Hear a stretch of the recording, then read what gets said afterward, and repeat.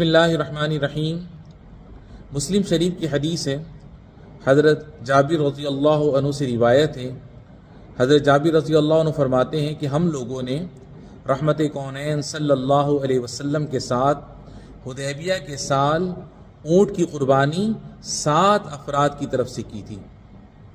عزیزان محترم، اونٹ، گائیں، بیل، بھینس، یہ تمام بڑے جانور، ان کی قربانی میں زیادہ سے زیادہ 7 آدمی شریک ہو سکتے ہیں، اس سے زیادہ نہیں۔